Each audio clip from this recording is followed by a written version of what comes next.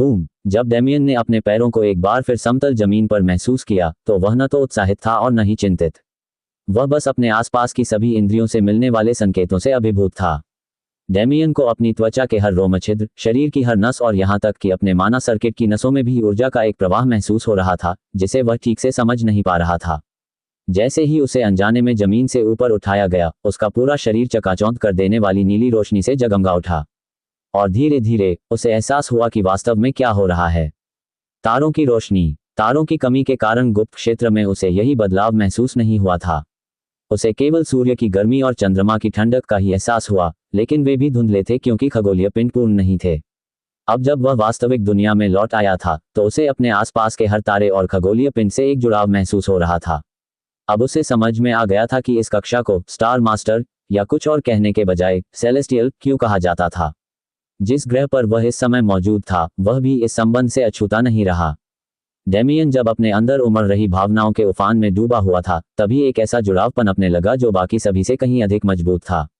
इस जुड़ाव से उत्पन्न ऊर्जा की लहर ने लगभग सभी अन्य तारों की संयुक्त ऊर्जा को भी पीछे धकेल दिया।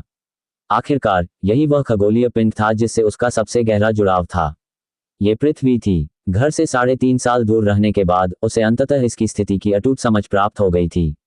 ब्रह्मांडीय पैमाने पर देखा जाए तो पृथ्वी एपिरॉन के करीब मानी जा सकती है, लेकिन वास्तविकता में ऐसा बिल्कुल नहीं था। डेमियन को एहसास हुआ कि दूरी के मुकाबले उसके पास कितनी कम माना शक्ति बची है और घर वापस टेलीपोर्ट करने के विचार पर वह खुद को कोसने लगा। लेकिन अब यह विचार मूर्खतापूर्ण नहीं रहा। डेमियन को लगा कि अगर वह पृथ्वी से अपने जुड़ाव का इस्तेमाल करे तो वहां वापस जाने के लिए आवश्यक ऊर्जा की मात्रा काफी कम हो जाएगी।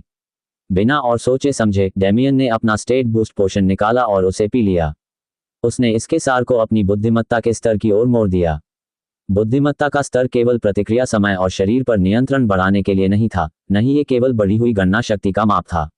हालांकि ये स्टेट के सहायक कार्य थे, लेकिन इससे ये भी प्रभावित होता था कि कोई व्यक्ति अपने शरीर में कितनी माना शक्ति धारण कर सकता है। डेमियन थोड़ा अलग था क्योंकि उसके पास कई अन्य गुण थे जो उसकी माना क्षमता को बढ़ाते थे, लेकिन ये बात उस पर भी लागू होती थी। भले ही औषधि से मिलने वाला लाभ कम था, फिर भी उसके लिए उपयोगी था। डेमियन के चारों ओर फैली तारों की रोशनी धीरे धीरे फीकी पड़ने लगी, जिससे उसे अपने आसपास के माहौल का एहसास हुआ। तभी उसने देखा कि अनगिनत निगाहें उसकी ओर टिकी हुई हैं। रोज और ज़ारा दोनों उसके बगल में खड़ी थीं। उनकी आंखें चौड़ी थीं और मुंह थोड़ा खुला हुआ था, लेकिन वे उसके साथ इतने लंबे समय से यात्रा कर रही थीं कि उन्हें पता था कि वह ठीक है। उसने उन्हें बताया था कि जब वह दिव्य प्राणी बना तो उसके वर्ग में क्या बदलाव हुए। अन्य लोगों की प्रतिक्रियाएं कहीं अधिक अतिरंजित थीं। उनके आसपास 38 लोग थे, जिनमें से 9 या तो गुप्त लोक में फंसे हुए थे या मरणासन प्रतीत हो रहे थे। उनमें से अधिकांश के चेहरे पर या तो भय या उदासी छाई हुई थी। आखिरकार वास्तविक दुनिया में लौटने से पहले वे अपनी उपलब्धियों को लेकर बेहद घमंडी थे, लेकिन सबसे पहले उन्होंने अपने आसपास के लोगों को तृतीय श्रेणी की आभा से युक्त देखा। और यह केवल डेमियन ही नहीं था, उसके बगल में बैठी रोज के पास भी यही आभा थी और 2 अन्य लोगों के पास भी। स्वाभाविक रूप से वे एथन और डार्क हॉर्स थे। बाकी सब लोगों को नजरअंदाज करते हुए ये दोनों डेमियन की ओर बढ़े।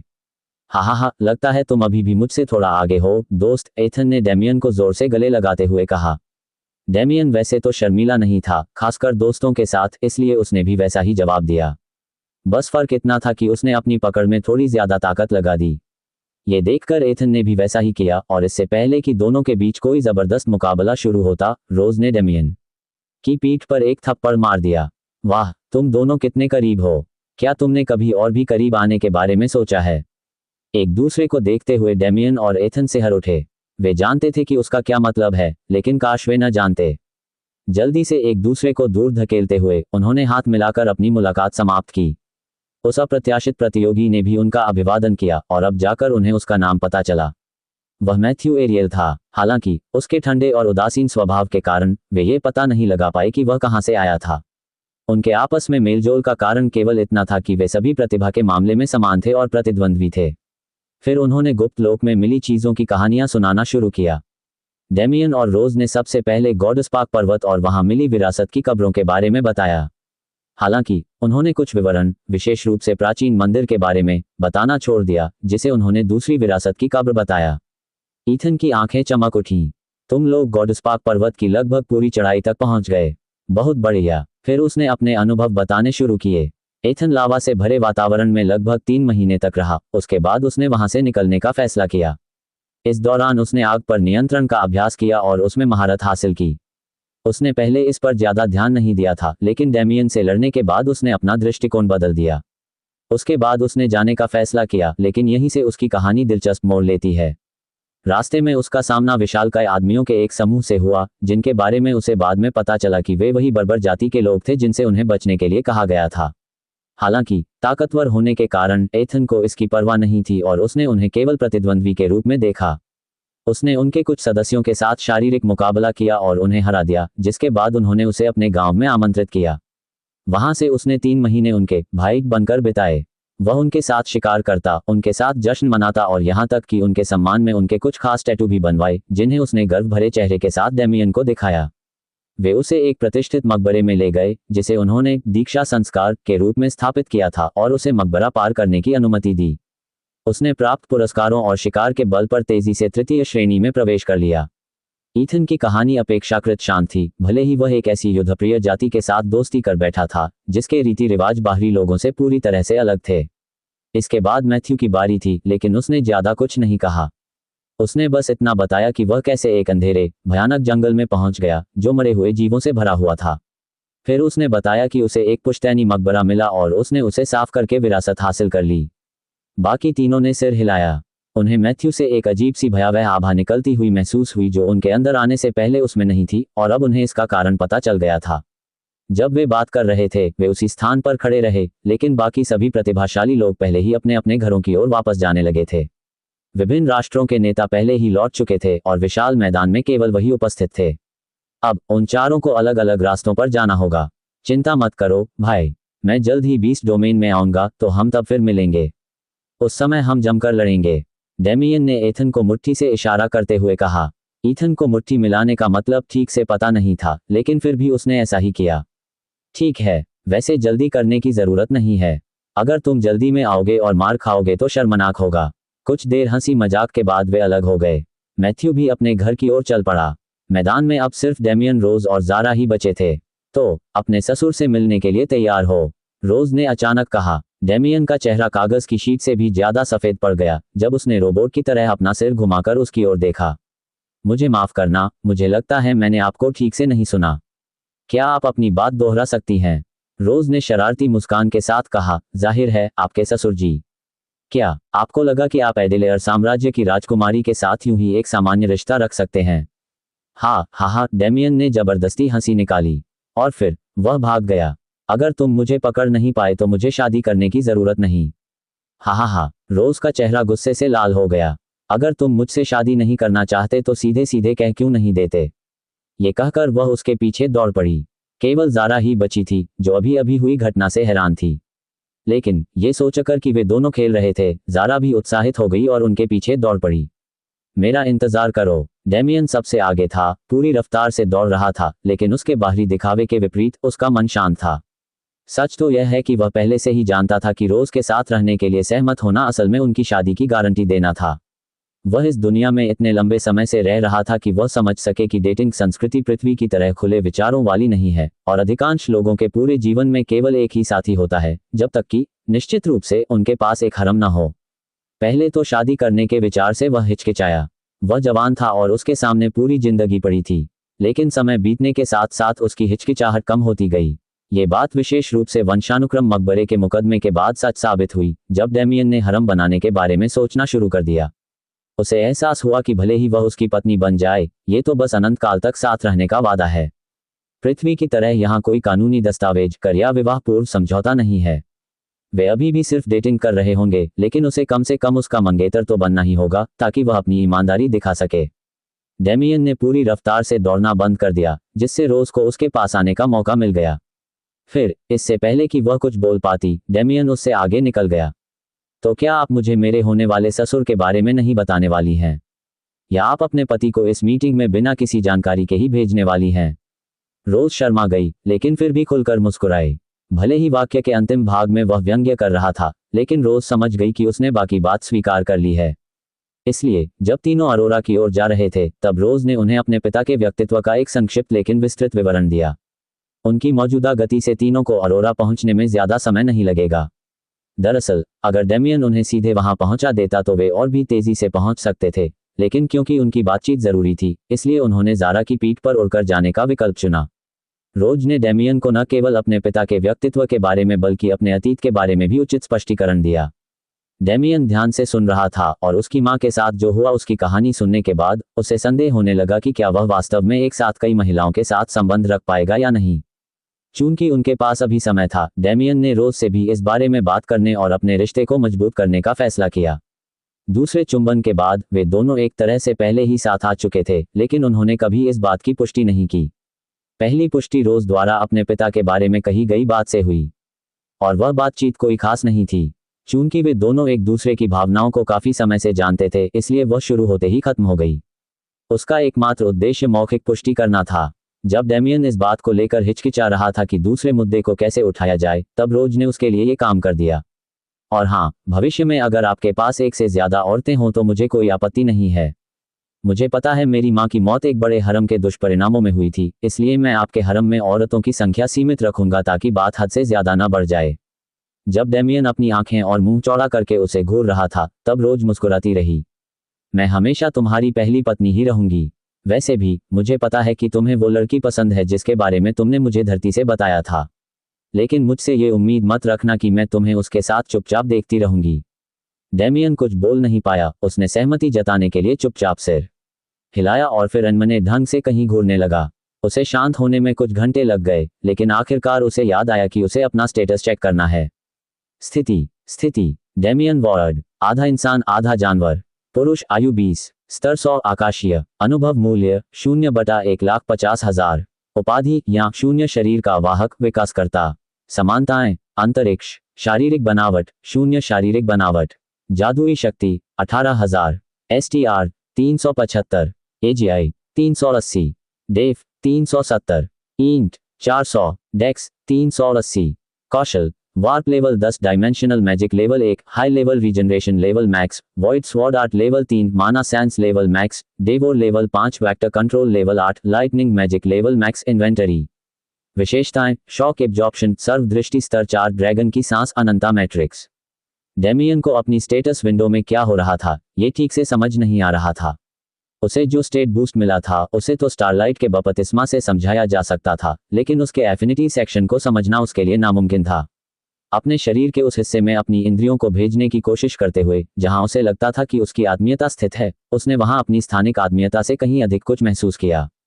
पहली बात तो यह थी कि उसकी बिजली की शक्ति पूरी तरह खत्म नहीं हुई थी। वह भी उसे महसूस कर सकता था और बिजली से जुड़ी शक्तियों का इस्तेमाल कर सकता था। हालांकि उसे लगा कि उसमें कुछ बदलाव आ गया है। नहीं, ऐसा लग रहा था जैसे उसकी बिजली की शक्ति किसी बड़ी शक्ति का हिस्सा बन गई हो। हालांकि इससे उन प्रश्न चिन्हों का कोई स्पष्टीकरण नहीं मिला जो उनकी जगह आ गए थे, लेकिन कम से कम उसे यह समझने में कुछ सुराग तो मिल गया कि आखिर हुआ क्या था। प्रश्न चिन्हों के दूसरे समूह ने तो उसे पूरी तरह से उलझन में डाल दिया। प्रश्न चिन्ह से जुड़ी ऊर्जा उसे मानो अस्तित्वहीन लग रही थी, फिर भी वह उसे अपने भीतर महसूस कर सकता था। ये जानी पहचानी सी लग रही थी, लेकिन उसे यकीन था कि वह इससे पहले कभी इसके संपर्क में नहीं आया था। यह ऐसी चीज नहीं थी जिसे वह थोड़े समय में समझ सके। उसे सहज रूप से पता था कि इस नए जुड़ाव को समझने के लिए उसे लंबे समय तक गहन अध्ययन करना होगा। जब वह अपनी स्थिति में आए बदलावों पर विचार कर रहा था, तभी तीनों आखिरकार अरोरा पहुंच गए। हलचल भरी राजधानी को फिर से देखकर डेमियन को वह समय याद आ गया जब वह पहली बार इस दुनिया में आया था और एक साहसी बना था। उन दोनों समयों में बहुत बड़ा अंतर था। एपिरॉन पर बिताया गया उसका 1.5 साल का छोटा सा समय गतिविधियों से भरा हुआ था। पिछली बार वह अपनी जागरूकता से विशाल शहर के केवल आधे हिस्से को ही देख पाता था, लेकिन अब पूरा शहर उसके सामने सहजता से स्पष्ट रूप से दिखाई दे रहा था। उसे लगता था कि अगर वह चाहे तो पूरी कोशिश करने पर इस शहर के आधे हिस्से को भी नष्ट कर सकता है, हालांकि उसके पास ऐसा करने का कोई कारण नहीं था। शहर के प्रवेश द्वार पर पहुंचकर ज़ारा जमीन पर उतरी और उसका आकार छोटा हो गया। रोज ने गुप्त लोक से बाहर निकलने से पहले ही अपना रूप बदल लिया था, इसलिए तीनों आम लोगों की तरह ही शहर में चले गए। सम्राट के साथ बैठक एक बेहद गंभीर घटना होगी और उनमें से किसी को भी नहीं पता था कि इसका परिणाम क्या होगा, इसलिए उन्होंने महल जाने से पहले शहर का आनंद लेने के लिए कुछ समय बिताने का फैसला किया। वे शांतिपूर्वक टहलते हुए नज़ारों का आनंद ले रहे थे और सूरज ढलने के साथ ही उनका एक छोटा सा प्रेम प्रसंग चल रहा था। रात होने पर तीनों डेमियन के पुराने घर गए और वहीं ठहरे। डेमियन ने घर छोड़ते समय उसे बेचा नहीं था क्योंकि उसे लगता था कि यह उसके लिए उपयोगी है, इसलिए वह अभी भी अपनी पुरानी स्थिति में था। डेमियन अपने पुराने कमरे में गया और जल्दी से नहाकर बिस्तर पर लेट गया।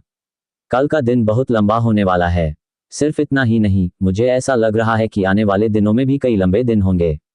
पृथ्वी पर मेरी वापसी निकट है। मैं अभी से महसूस कर सकता हूं कि अगर मैं चाहूं तो अभी इसी वक्त वहां पहुंच सकता हूं। हालांकि पहुंच जाना सही शब्द नहीं लगता। डेमियन को अपनी वार्पिंग क्षमता में एक सूक्ष्म बदलाव महसूस हुआ।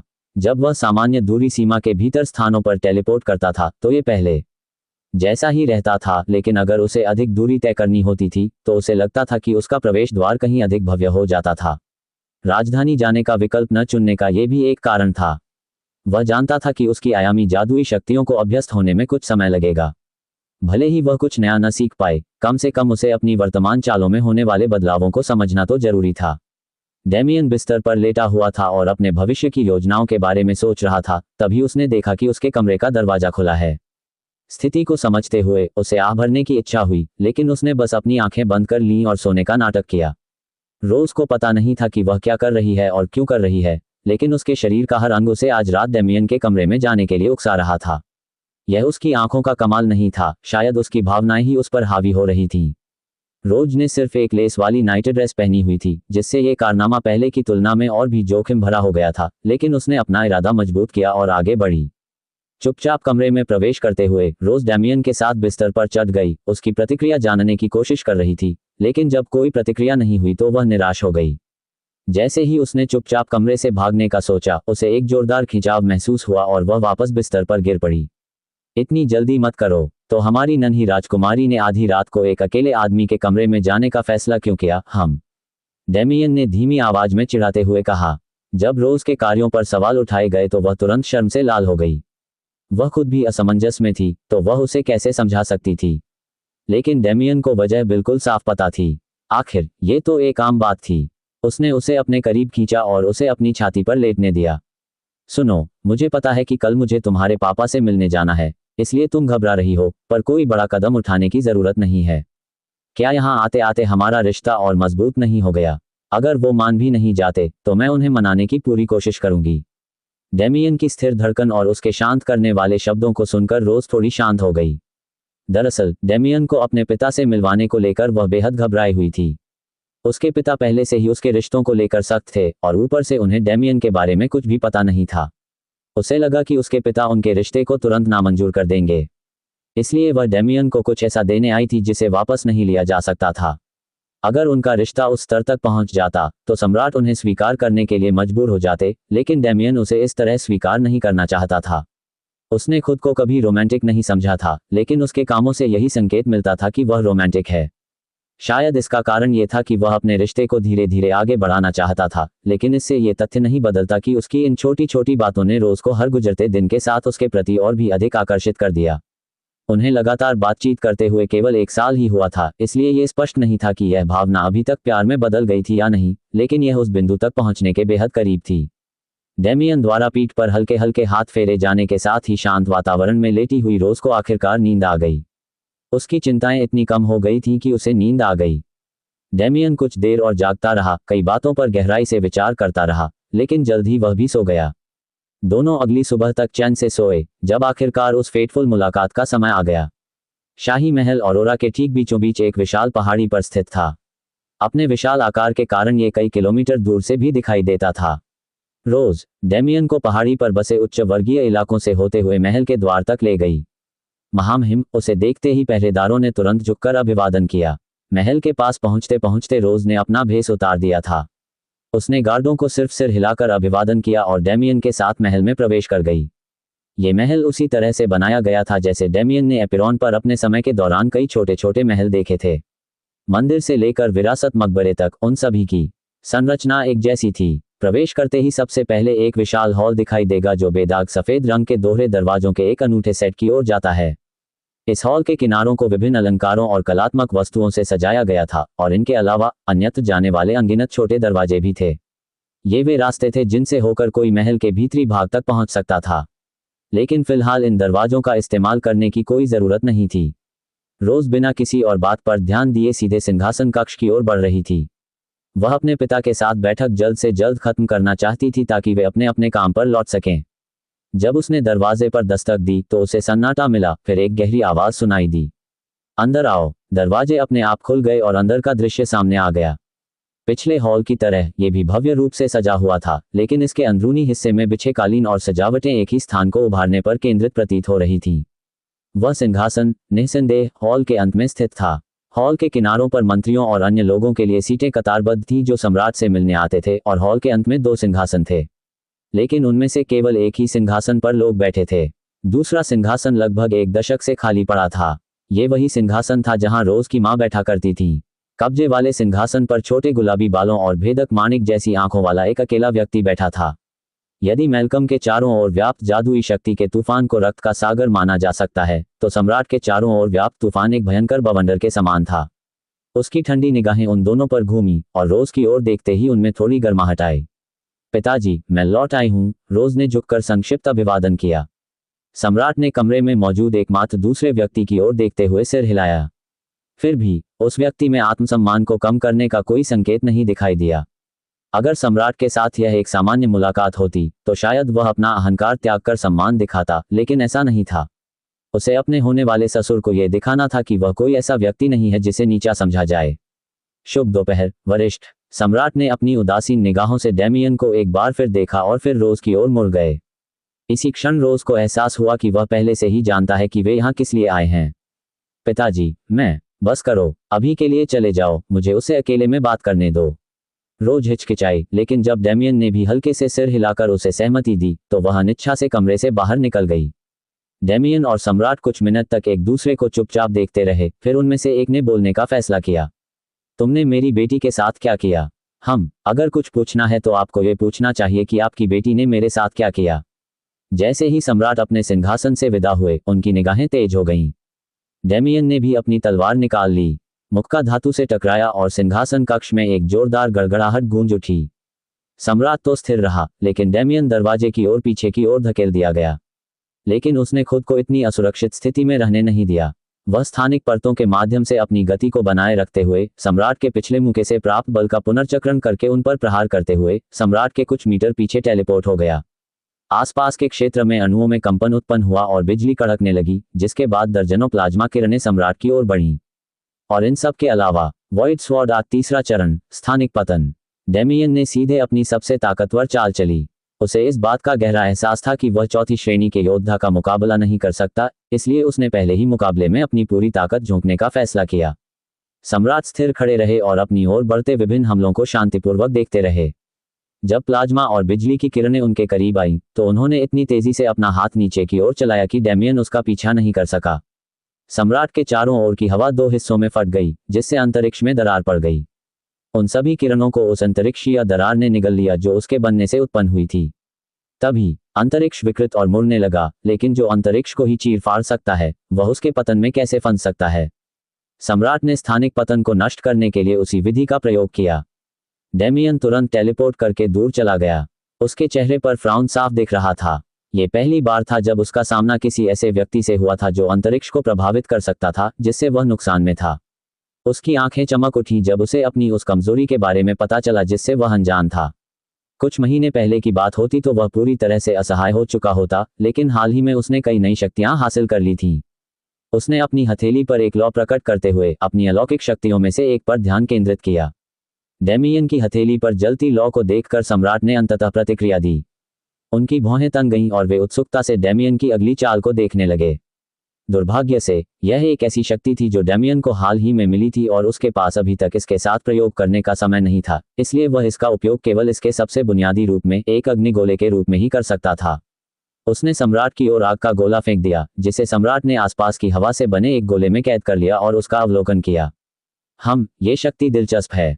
ऐसा लगता है कि यह सीधे सूर्य से आ रही है, लेकिन तकनीकी रूप से यह उधार ली गई शक्ति भी नहीं है। डेमियन की ओर देखते हुए सम्राट ने सिर हिलाया। चलिए अभी यहीं रुकते हैं। डेमियन ने भी सिर हिलाया। वह जरा सा भी नुकसान नहीं पहुंचा सका, लेकिन इसकी उम्मीद थी। चाहे ये मुकाबला कितना भी छोटा क्यों ना रहा हो, उसे खुशी थी कि उसे अपने से कहीं अधिक शक्तिशाली व्यक्ति के साथ अभ्यास करने का अवसर मिला।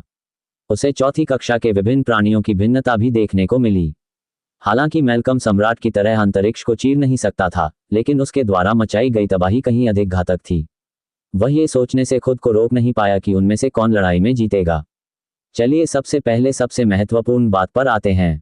मुझे बताइए कि आप किस दुनिया से आए हैं और यहाँ आने का आपका उद्देश्य क्या है। याद रखिए, मेरे सामने झूठ बोलने की कोशिश करने पर आपको तुरंत मौत की सजा मिलेगी। डेमियन ने सिर हिलाया। वह न तो प्रश्न से हैरान था और न ही इस तथ्य से कि वह झूठ नहीं बोल सकता था।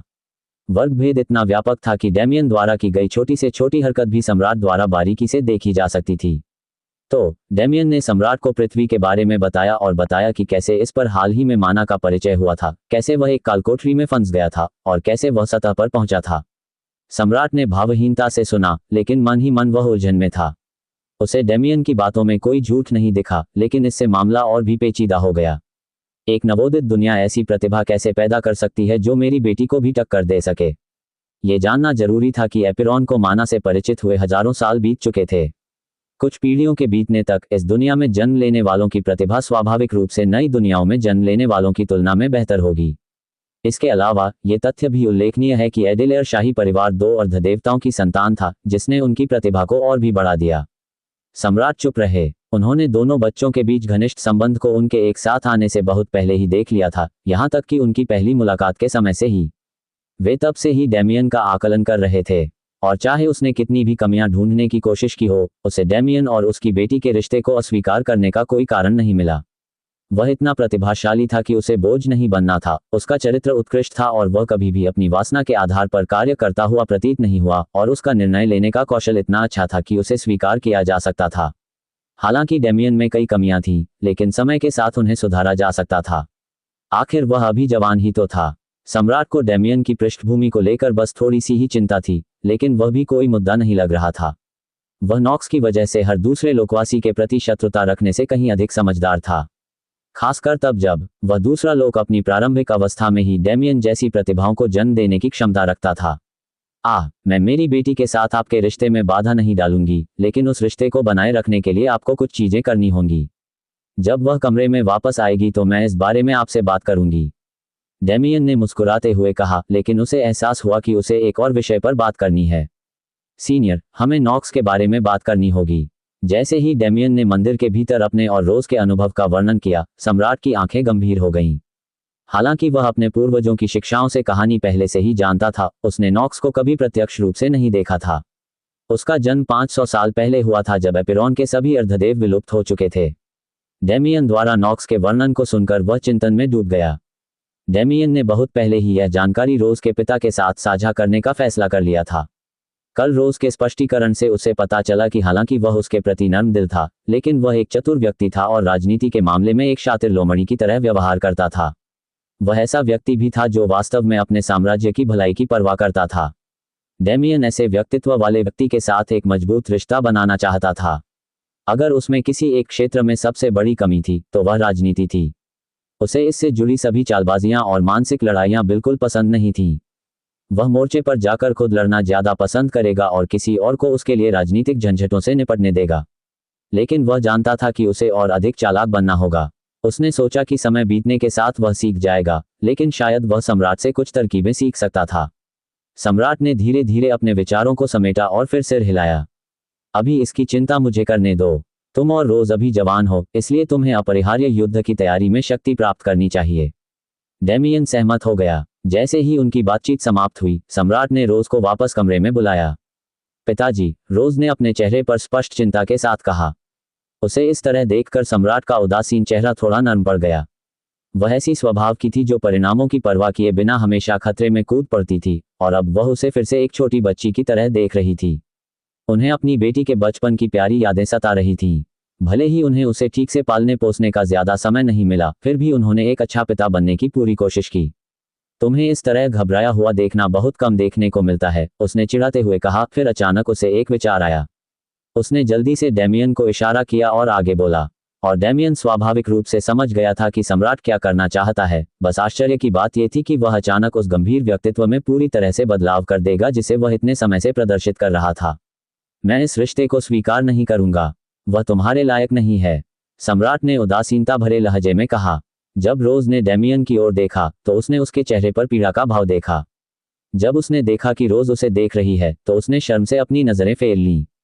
रोज घबरा गई। उसने कभी सोचा भी नहीं था कि ऐसा होगा। आखिरकार उन दोनों का स्वभाव मूल रूप से काफी मिलता जुलता था। क्या उनमें झगड़ा हुआ? क्या कोई मतभेद हुआ? उसे इतना घबराया हुआ देखकर अपने किरदार में बने रहना नामुमकिन हो गया। लगभग उसी समय सम्राट और डैमियन दोनों जोर जोर से हंसने लगे। रोज की निगाहें उन दोनों पर बारी बारी से घूम रही थीं और उसकी उलझन धीरे धीरे गुस्से में बदल रही थी। क्योंकि वह अपने पिता के बारे में कुछ नहीं कर सकती थी, इसलिए वह सीधे डैमियन के पास गई। तुम्हें इसकी कीमत चुकानी पड़ेगी। डैमियन ने सम्राट की ओर हल्की सी मुस्कान दी और फिर गुस्से में भरी रोज के पीछे पीछे सिंहासन कक्ष से बाहर भाग गया। सम्राट मुस्कुराते हुए उनकी दूर जाती पीठों को निहारते रहे। वे सचमुच उन्हें अपनी पहली पत्नी रोज की मां के साथ अपने रिश्ते की याद दिला रहे थे। उसके बारे में सोचते ही उसके दिल में दर्द और तड़प उठती थी। उसने बहुत पहले ही उसकी मौत के लिए जिम्मेदार लोगों को मार डाला था और ये सुनिश्चित किया था कि वह उन्हें अपने हाथों से मारे, लेकिन उसे लगता था कि यह उसका बदला लेने के लिए काफी नहीं है। उसने अपना हिंसक हमला जारी न रखा और इसमें शामिल परिवारों को पूरी तरह से खत्म न किया। इसका एकमात्र कारण रोज की मां का स्वभाव था। वह एक दयालु महिला थी जो किसी में दोष निकालना पसंद नहीं करती थी। अगर उन्हें पता चलता कि उसने क्या किया है तो वह उसे कभी माफ नहीं करती। आह भरते हुए वह कमरे से गायब हो गया। जब वह दोबारा प्रकट हुआ तो वह महल के एक कमरे में था। उसके सामने एक छोटा सा पलंग, एक चाय की मेज और एक बगीचा था जिसकी रौनक उसके मालिक के गुजर जाने के 10 साल बाद भी फीकी नहीं पड़ी थी। वह कमरे के बीचों बीच बनी कब्र की ओर बढ़ा। मरने के बाद उसने यहीं दफन होने की इच्छा जताई थी, इसलिए उसने उसकी इच्छा का पालन किया। अगाथा, कभी कभी ये देखकर आश्चर्य होता है कि तुम्हारी भविष्यवाणियां कितनी सटीक हो सकती हैं। न केवल हमारी बेटी शक्तिशाली हो गई, बल्कि वह व्यक्ति भी आ गया। वह महज एक नौजवान है जिससे हमारी बेटी को प्यार हो गया है, लेकिन उसके जीवन में आने से ही उसकी किस्मत बदलने लगी है। क्या आप जानते हैं कि वह पहले से ही तृतीय श्रेणी में है? और उसके व्यक्तित्व से ही पता चलता है कि वह अपने स्तर के बाकी लोगों से कहीं ज्यादा शक्तिशाली है। लेकिन वह लड़का उससे भी ज्यादा ताकतवर है। सम्राट हल्के से हंसे। उसने हमारे स्तर के अंतर के बावजूद निडर होकर मेरा सामना किया, और मैल्कम ने भी मुझे बताया कि जब वह केवल दूसरी कक्षा में था तब उस लड़के ने भी ऐसा ही किया था। भले ही उस लड़के को अपनी बेटी सौंपना अभी भी दुखदाई है, लेकिन मैं उसका और आपकी इच्छा का पालन करूंगी। आपने मुझे पहले कभी गुमराह नहीं होने दिया और मुझे विश्वास नहीं होता कि आप अब ऐसा करेंगे। डैमियन और रोज के रिश्ते से उन्हें कोई आपत्ति न होने का मुख्य कारण ये था कि उन्हें पहले से ही पता था कि ऐसा होगा। उनके मिलने से पहले ही उनकी पहली पत्नी ने इसकी भविष्यवाणी कर दी थी। आखिर रोज जैसी आंखें अचानक कैसे प्रकट हो सकती हैं? उसे ये खूबियां अपनी मां से विरासत में मिली थीं, हालांकि उसे इस बात का पता नहीं था। सम्राट कुछ देर और इसी कमरे में रुके रहे, फिर एक बार फिर गायब हो गए। इसी बीच डैमियन और रोज अपना छोटा सा टैग का खेल खत्म कर चुके थे और महल के अंदर खुशी खुशी बातें कर रहे थे। वापस जाने से पहले हम कुछ और महीने यहीं रुकते हैं, डैमियन ने कहा। मैंने पहले ही अपनी कई कमजोरियों के बारे में जान लिया है और मैं उन्हें ठीक करने और अपनी नई शक्ति के साथ प्रयोग करने के लिए कुछ समय लेना चाहूंगा। रोज ने सिर हिलाया। उसे भी ओबेलिस्क से मिले लाभों की आदत डालनी थी। हालांकि डैमियन के साथ हुए बदलावों की तरह उसकी स्थिति में उतने स्पष्ट परिवर्तन नहीं हुए थे, फिर भी कुछ आंतरिक परिवर्तन हुए थे जिन्हें वह समझना चाहती थी। इसके अलावा उसकी आत्मीयता के स्तर में भी कुछ प्रश्न चिन्ह थे। और इस तरह उन दोनों ने लगन से प्रशिक्षण शुरू किया। डैमियन ने मुख्य रूप से अपनी बिजली की शक्ति पर ध्यान केंद्रित किया और पहले की तुलना में इसका अधिक से अधिक उपयोग करने की कोशिश की, साथ ही अपनी नई शक्तियों के साथ प्रयोग भी किया। तारों की रोशनी की शक्ति अत्यंत अनूठी थी और डैमियन ये सीखना चाहता था कि अपनी सारी ऊर्जा खर्च किए बिना इसका कुशलतापूर्वक उपयोग कैसे किया जाए। इतना ही नहीं, वह अपने कौशल और मंत्रों को तुरंत इस्तेमाल करना चाहता था, न कि पहले की तरह एकाग्रता की आवश्यकता पड़ने पर। युद्ध में बर्बाद हुआ हर पल उसकी मृत्यु का कारण बन सकता था। उसने अभी तक केवल सूर्य की अग्नि का ही प्रयोग किया था, तारों के प्रकाश के अन्य उपयोगों पर कोई प्रयोग नहीं किया था।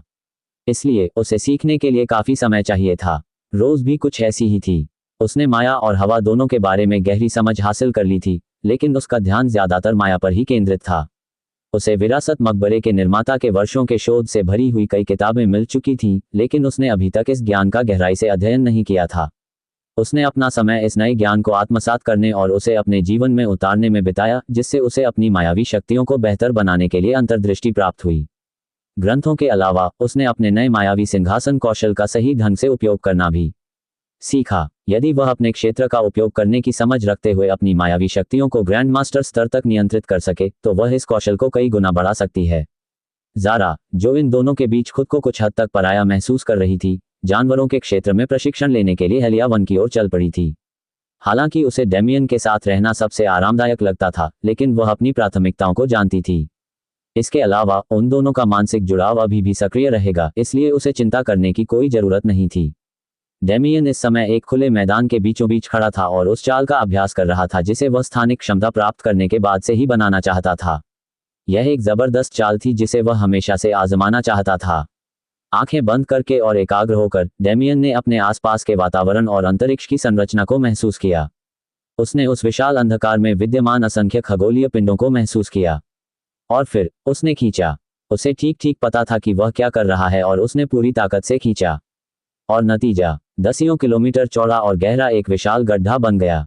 ये देखकर डेमियन मूर्ख की तरह मुस्कुराया। ये तबाही उसकी पिछली शक्ति के मुकाबले कहीं अधिक भयानक थी और उसे खुद पर बेहद गर्व था। डेमियन ने जल्दी से अपनी आंखें बंद कर लीं और एक बार फिर से ऐसा करने की कोशिश की।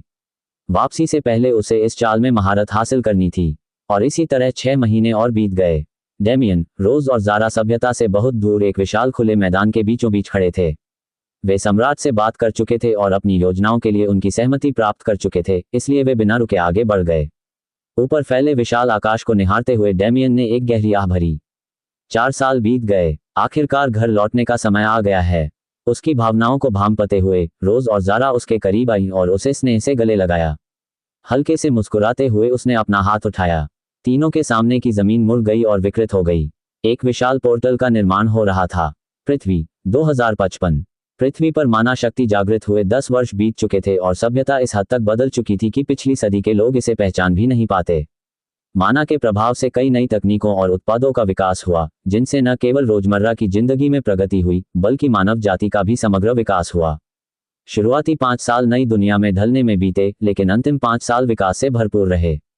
मानव जाति एक ऐसी प्रजाति थी जो अपनी स्थिति को समझ लेने के बाद सीखने और विकसित होने में हमेशा तत्पर रहती थी। उनकी सबसे बड़ी ताकत अनुकूलन क्षमता थी, और उन्होंने वास्तव में अनुकूलन किया। विज्ञान कथाओं की फिल्मों में कल्पना की जाने वाली कई भविष्यवादी चीजें पिछले 5 वर्षों में सामान्य हो गईं। यहां तक कि उड़ने वाली कारों का भी आविष्कार हो चुका था, हालांकि इनका उत्पादन मुश्किल होने के कारण ये केवल समाज के उच्च वर्ग के लिए ही उपलब्ध थीं। प्रौद्योगिकी के अलावा समाज ने भी व्यापक विकास किया था, हालांकि ये विकास अच्छे थे या बुरे, यह अज्ञात था। पृथ्वी अपनी कल्पना में ही विलीन हो गई थी। जब द्वितीय श्रेणी के लोगों का प्रचलन बढ़ने लगा, तो विभिन्न उद्देश्यों वाले कई संगठन अस्तित्व में आ गए। लेकिन व्यवस्था बनाए रखना आवश्यक था। एक ऐसे सिद्धांत को अपनाते हुए जिसे वे पहले से जानते थे, मानवता नायकों और खलनायकों से भरी दुनिया में विभाजित हो गई। 3 साल पहले एक रहस्यमय घटना घटी। एक तेज रोशनी ने पूरे ग्रह को घेर लिया, जिससे क्षण भर के लिए लोग अंधे हो गए। उस समय इस रोशनी का स्रोत और इसके परिणाम अज्ञात थे, लेकिन कई अजीबोगरीब लोग अचानक प्रकट होने लगे। हालांकि उनकी संख्या मात्र दसियों में थी, फिर भी इन व्यक्तियों के पास ऐसी शक्ति थी जो इस ग्रह पर किसी से भी कहीं अधिक थी। यही वे लोग थे जो अब नायकों और खलनायकों के संगठनों का संचालन कर रहे थे। उनका असली मकसद अज्ञात था, लेकिन ये स्पष्ट था कि इन लोगों में 2 गुट थे। नायकों का नेतृत्व करने वाले गुट में धार्मिकता का भाव था, जो किसी भी नीच कृत्य से घृणा करते प्रतीत होते थे, जबकि खलनायकों का नेतृत्व करने वाले गुट में हमेशा लालच झलकता था और वे अपनी इच्छाओं के वश में रहते थे। एक दूसरे के बिल्कुल विपरीत स्वभाव वाले इन व्यक्तियों ने अपनी ताकतें जुटानी शुरू कर दी और मानवता उनके बीच बंट गई। यह अज्ञात था कि वे कौन थे या कहां से आए थे, लेकिन लोगों को इसकी परवाह नहीं थी। आम जनता व्यवस्था चाहती थी, जो कि नायकों के संगठन असगार्ड द्वारा उन्हें प्रदान की जा रही थी। वहीं अराजकता या पाप चाहने वाले लोग खलनायकों के समाज निफ्लहेम की ओर आकर्षित हो गए। नायक और खलनायक लगातार एक दूसरे से युद्ध करते रहते थे, लेकिन ऊपरी तौर पर दुनिया शांतिपूर्ण बनी रही। द्वार लगातार बनते रहे और नायक उनकी देखभाल करते रहे, जिससे उन्हें जनता की श्रद्धा प्राप्त हुई। इस बीच खलनायक या तो छोटे मोटे अपराधी बनकर रह गए या फिर बड़ी बड़ी साजिशें रचने लगे। नरसंहार के जरिए आसानी से सत्ता हासिल कर ली गई और यह सत्ता लोगों के सिर चढ़ गई। उन्होंने खुद को भगवान घोषित कर दिया और मनमानी की, कम से कम तब तक जब तक वे पकड़े नहीं गए। लेकिन जैसा कि पहले बताया गया है, सब कुछ बराबर करने के लिए मौत जरूरी थी। इसमें हत्या को बुरा बताने या खलनायकों को पकड़ने के बारे में कोई नैतिक संदेश नहीं था। ऐसा कहना सरासर मूर्खता होती। पकड़े गए किसी भी खलनायक को वहीं मार दिया जाता था और दुर्भाग्य से अपने से अधिक शक्तिशाली किसी व्यक्ति से टकराने वाले किसी भी नायक की मृत्यु अर्थहीन हो जाती थी। इस संघर्ष में पहले से मौजूद गिल्ड एसोसिएशन भी समाहित हो गया और असगार्ड में विलीन हो गया। जो लोग असगार्ड के शासन से सहमत नहीं थे, उन्होंने या तो पूरी तरह से संगठन छोड़ दिया या निफ्लहेम में शामिल हो गए। यह अगस्त का महीना था। हवाओं ने पतझड़ के मौसम का स्वागत किया और पत्तियां भूरी पड़ने लगीं। नीले बालों वाली एक लड़की पार्क में टहल रही थी और नज़ारों की प्रशंसा कर रही थी।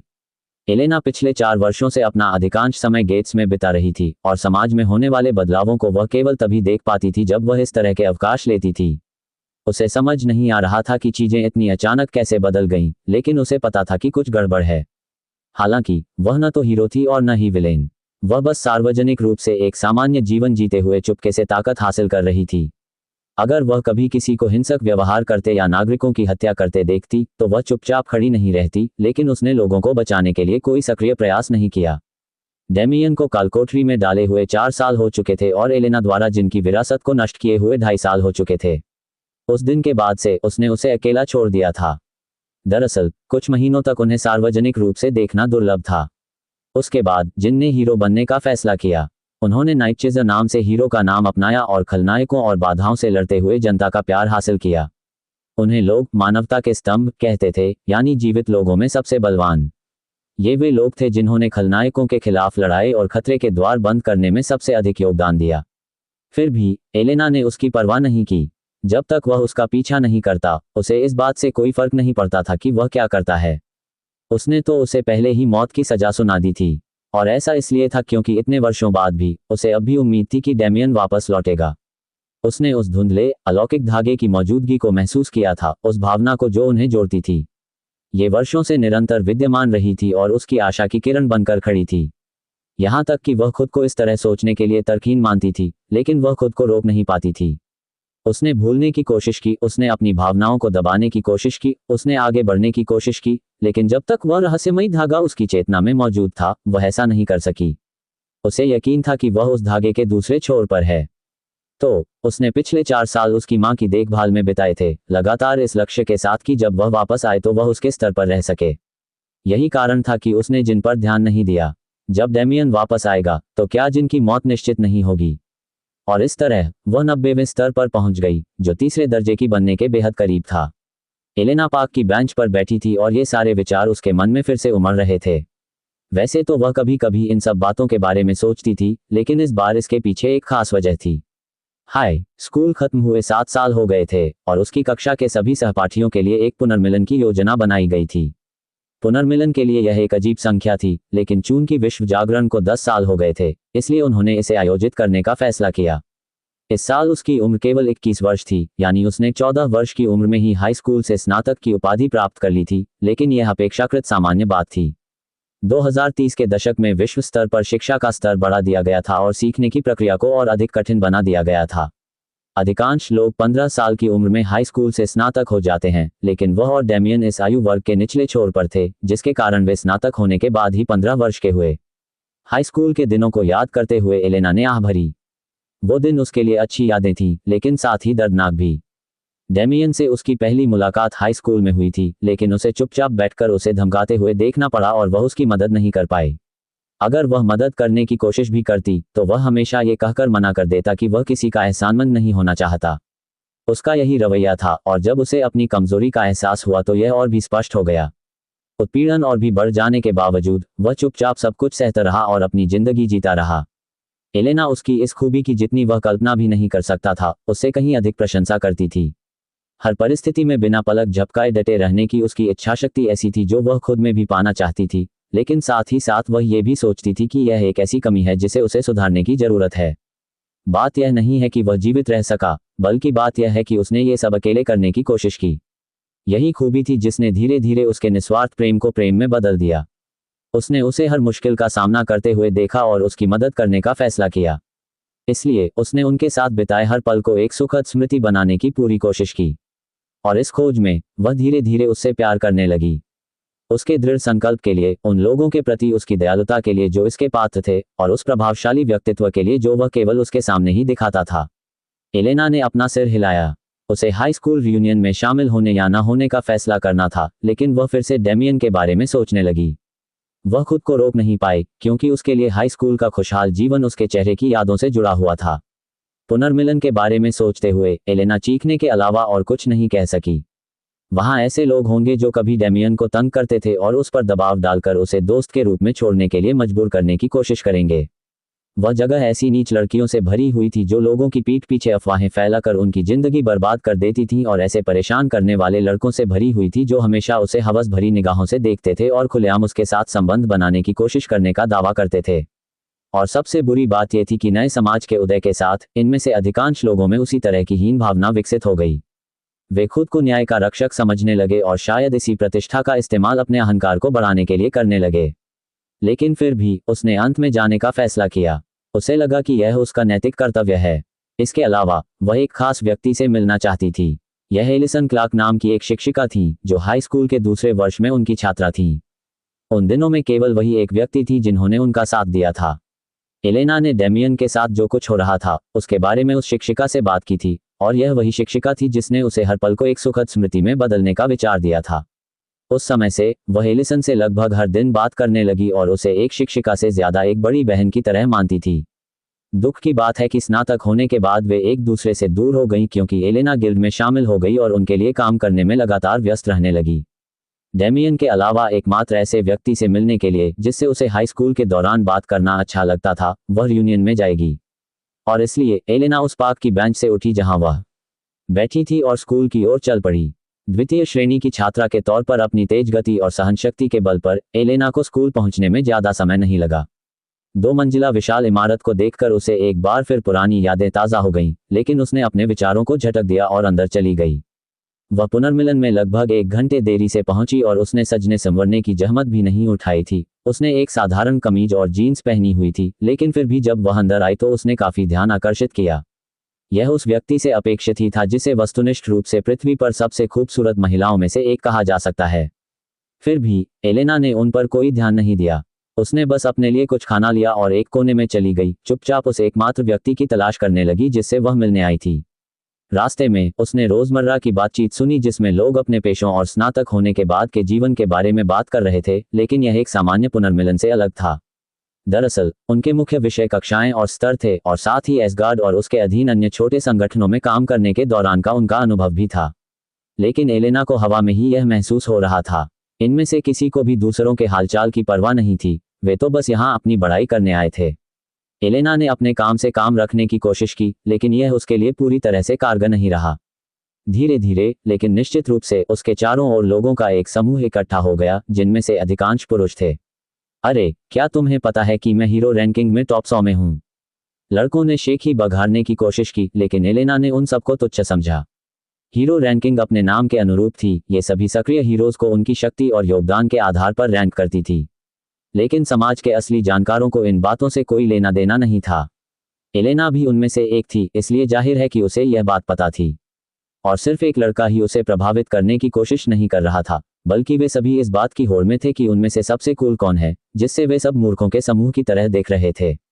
लोगों के जमावड़े ने अन्य लोगों को आकर्षित किया और समूह अधिक विविध हो गया। हर कोई अपनी रैंकिंग या निफ्लहेम के बारे में, वर्तमान समाचारों के बारे में बात कर रहा था। तभी एक आदमी उनकी ओर बढ़ने लगा। यह आदमी दिखने में बाकी सबसे कहीं बेहतर था और उसकी एक मुस्कान से ही ज्यादातर लड़कियां शर्म से लाल हो जाती थीं।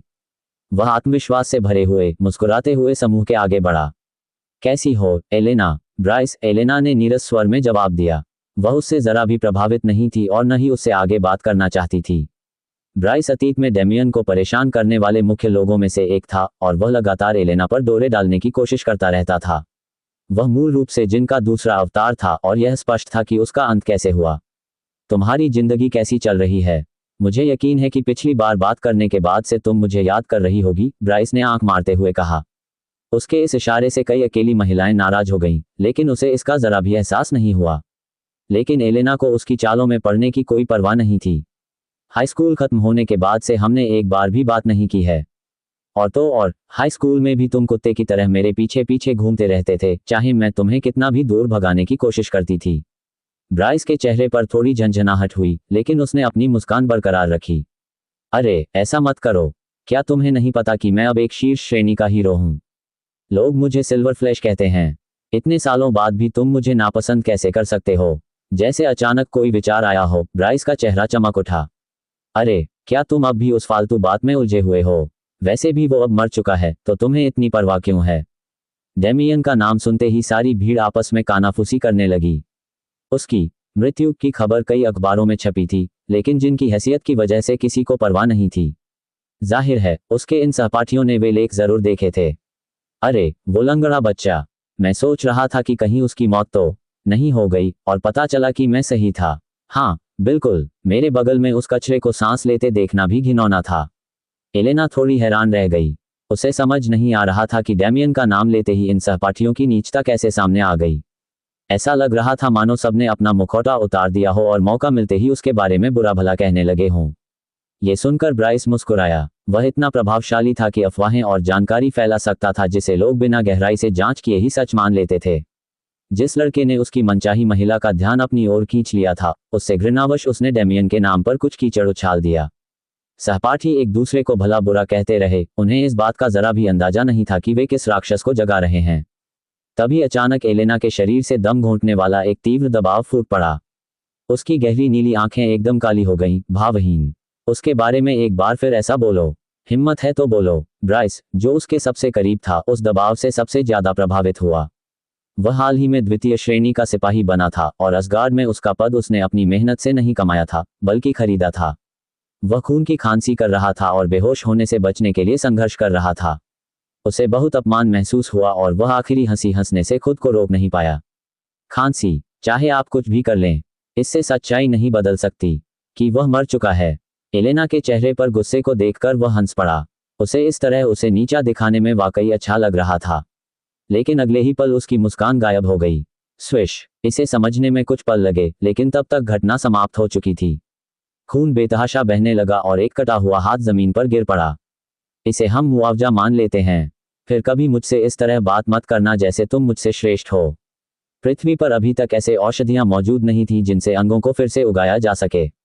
वीर समाज के आगमन से ऐसी औषधियां तो आ गईं जिनसे मामूली घावों को तो ठीक किया जा सकता था, लेकिन पृथ्वी को इससे अधिक जटिल औषधियां विकसित करने के लिए अभी समय की आवश्यकता थी। बिना कुछ कहे एलेना चली गई। उसके जाते ही भीड़ ने उसके लिए रास्ता बना दिया, मानो हर कोई इस बात से डरा हुआ था कि वह आगे क्या करेगी। जैसे ही एलेना वहां से जाने लगी, आखिरकार उसकी नजर कोने में एलिसन पर पड़ी। हल्की सी मुस्कान लिए वह उससे मिलने के लिए उसके पास गई, जो उसके लिए बेहद जरूरी था। भीड़ के बीच वापस आकर ब्राइस गुस्से से आग बबूला हो गया। दर्द ने उसे अपना दिमाग शांत रखने में मदद की, लेकिन शांत अवस्था में भी उसके विचार उसे पागल कर रहे थे। मैं उस कमीनी को सबक सिखाऊंगा। एलेना और एलिसन की बातों में कई घंटे बीत गए। पार्टी में आए बाकी लोग उससे ऐसे बच रहे थे जैसे वह कोई बीमारी हो। उन्होंने अपने जीवन के बारे में, भविष्य की योजनाओं के बारे में और कई अन्य बातों के बारे में चर्चा की। जब डैमियन का जिक्र आया तो एलिसन को एलेना के इस बेबुनियाद विश्वास के बारे में पता चला कि वह अभी भी जिंदा है, लेकिन वह इस बारे में कुछ भी करने में असमर्थ थी। वह बस एलेना के लिए शुभकामनाएं दे सकती थी और उम्मीद कर सकती थी कि उसकी मानसिक स्थिति सुधर जाएगी। अचानक घबराए हुए चेहरे के साथ कोई व्यक्ति कार्यक्रम स्थल में घुस आया। अभी तुरंत टीवी चालू करो। चैनल कोई भी हो, बस अभी करो।